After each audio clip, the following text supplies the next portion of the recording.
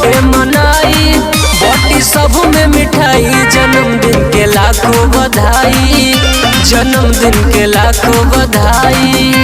बहन माया दीजिए जिया 100 साल हो।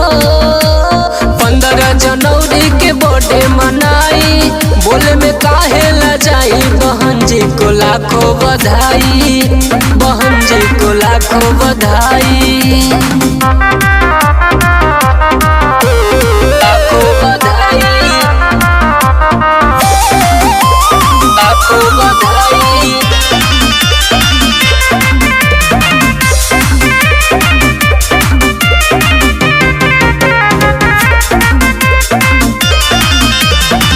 सब लोग देत बाटे इनके बधाई, खुश पूरा लोग बाटे केक कटाई, केक कटाई।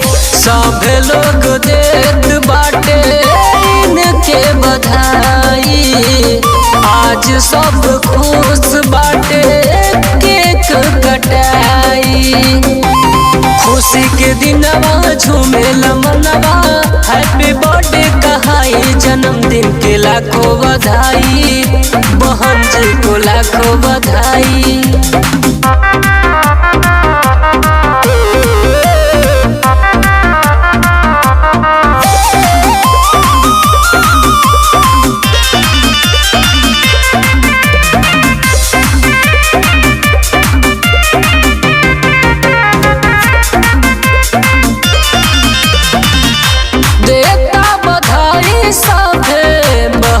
चारों ओर से सबके अधिकार लड़लू, बदल सबके डोर से, बदल सबके डोर से।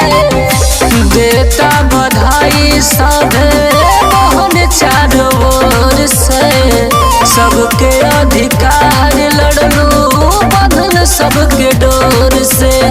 रवि राही गाई सुनाई, देता तोहके बधाई। जन्मदिन के लाखों बधाई, बहन जी को लाखों बधाई।